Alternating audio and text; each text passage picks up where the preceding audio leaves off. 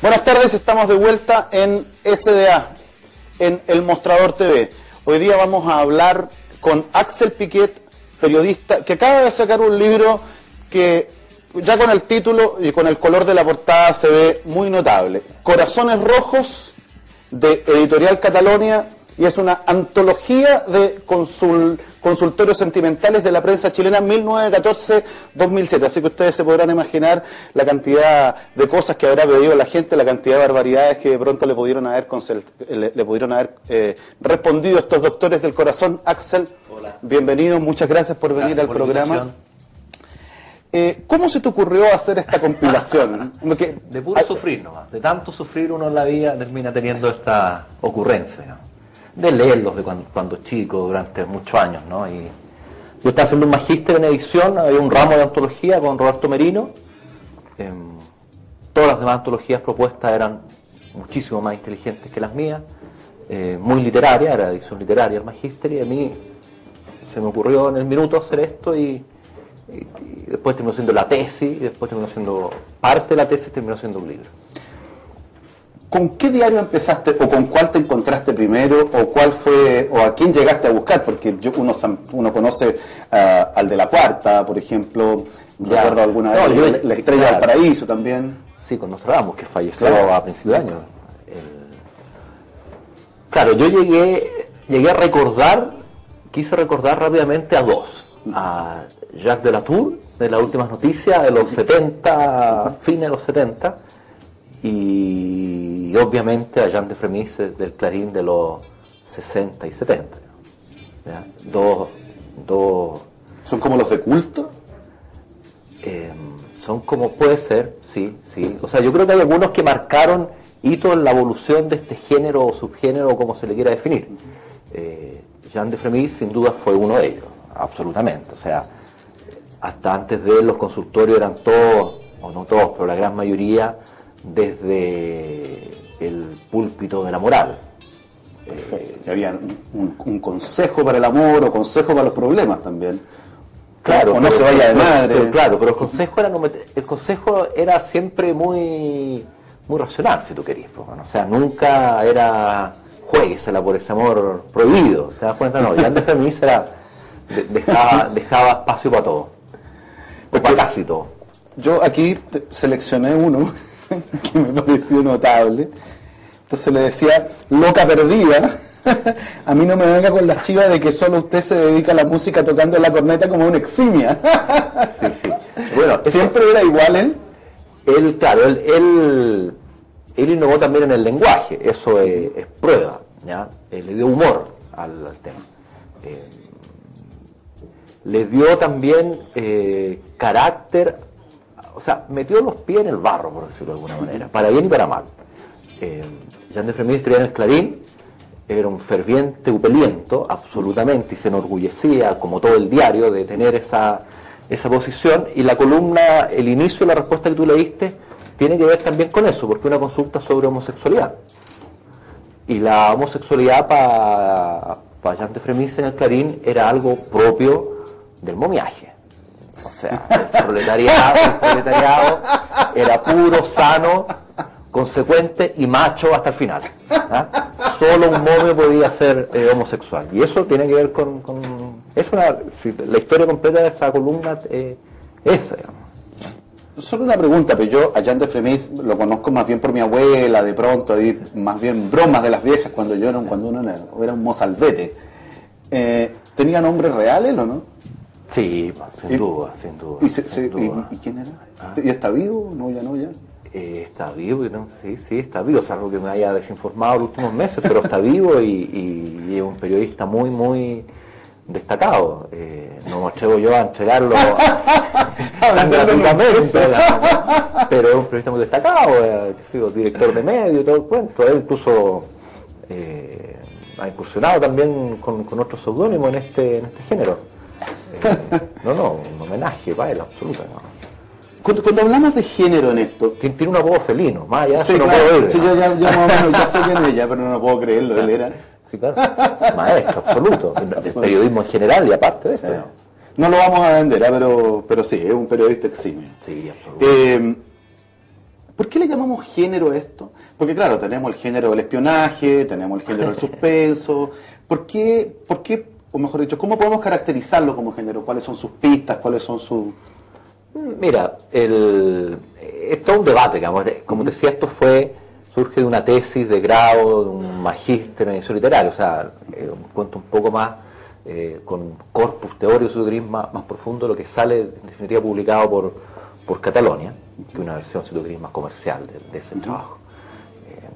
Y obviamente en el seno de ese magíster hubo mucha discusión.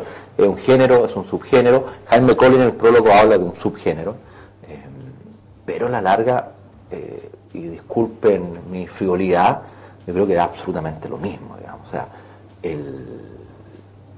lo que importa es, uno como antologador da fe de los textos, para no entrar en el viejo dilema si son verdaderos o no son verdaderos, ¿ya?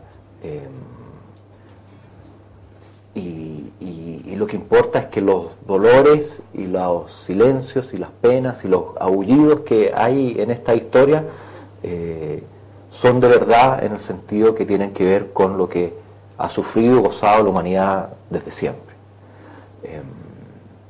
Habría que preguntarse género o subgénero de qué, digamos, porque si tú eres subgénero, entonces, bueno, ¿cuál es la familia mayor que te congrega?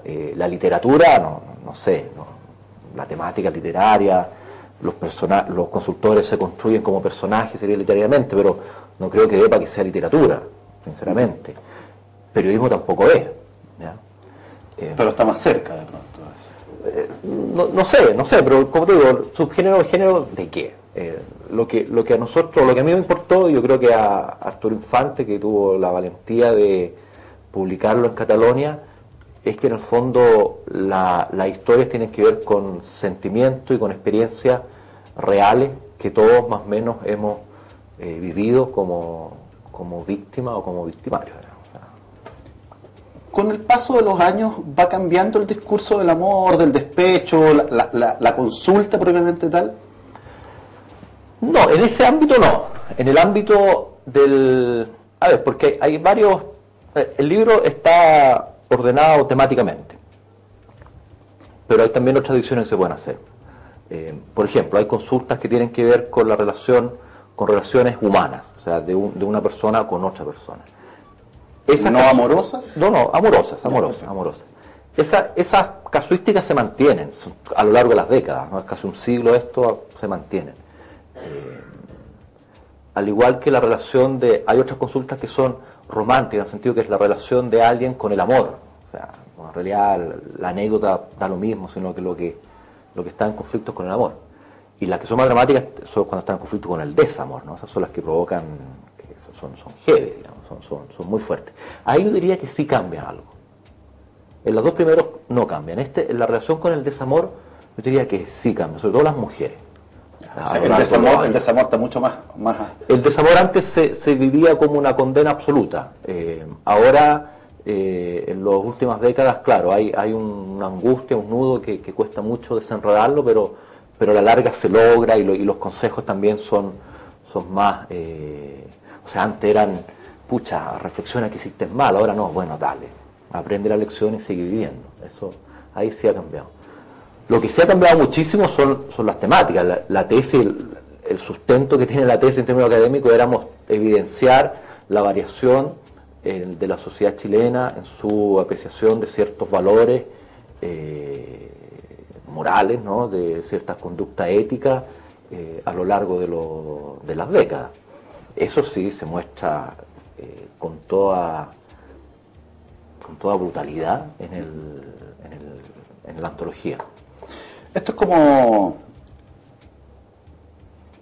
Y ahí tal vez podríamos, no sé si hablar de subgénero, pero tendríamos como el libro de Roland Barthes, el Fragmentos del discurso amoroso, ¿no? Uh-huh. ¿Qué época fue más dura en estos consultorios sentimentales? En lo relativo a la conducta social, ¿no? Porque las penas del amor son Blades, que canta hoy día o mañana, no sé, Blades, una canción que dice que las cuentas del alma no se acaban nunca de pagar. Exactamente. Y eso sigue siendo, eso lo puede haber escrito el bisabuelo de Blades y él le puso música nomás, ¿no? Pero en cuanto a las conductas sociales, para la mujer, por ejemplo, tú leí las columnas de los 20, de los 30, de las décadas de los 20 y los 30 del siglo pasado, y son brutales. Tú o sea, la mujer lo pasó mal y ella es la que consultaba más de lo que... Ella es la que consultaba más y es la que, por ejemplo, los golpes. Ahora se habla de violencia intrafamiliar, pero antes la consulta era, oiga, pucha, mi marido me pega, ¿qué hago? ¿No? Bueno, mira, no es bueno que te pegue, pero tómalo con que esa en el fondo es una demostración del gran amor que él te tiene. Y si él te tiene que corregir, bueno, tú trata de no darle motivos para que te vuelva a corregir. Claro. Y está hablando de charchazo y patada y correazo, ¿te das cuenta? No está hablando del desamor en términos metafóricos. Ahora eso se define en los tribunales de justicia. Sí, claro. Nadie manda una carta al diario, no, eso es un delito y se castiga. Muy bien, hemos avanzado. Una mujer que en los 20, en los 30 no estaba incorporada al mercado laboral, no tenía derecho a voto, no era ciudadana. ¿Ya? Para nuestra generación, claro, el mundo cambia y uno a veces no se da cuenta nomás, pero el voto femenino para Chile para las mujeres chilenas fue a fines de los 40. La primera elección presidencial fue ya en los 50. Claro, la primera votaron para las elecciones de alcalde. Claro, 48, 49, por ahí, ¿no? Sí. Entonces, claro, a la mujer que le pegaba a su marido el año 25, no era ni siquiera ciudadana, no podía trabajar, claro. No, qué rudo el discurso, terrible. La recomendación de no le des motivos para que te pegue. No para que te pegue, para que te corrija. Para que te corrija. O sea, el léxico es, brutal, han de publicar algo así ahora, imposible, digamos, ¿no? Afortunadamente imposible. ¿Y en el caso de los hombres, cuáles eran sus penas de amor? No, son siempre las mismas, se mantiene cierto machismo, diría yo, ¿eh? O sea, las penas son, se mantiene eso de que si el hombre tiene muchas parejas es un gran galán y si a él lo traicionan es una más pésima mujer que hizo eso. Y yo diría que eso se mantiene aún ahora en las consultas. Son temáticas también universales, como hablábamos recién, son perpetuas, son constantes, son heridas que se repiten una y otra vez.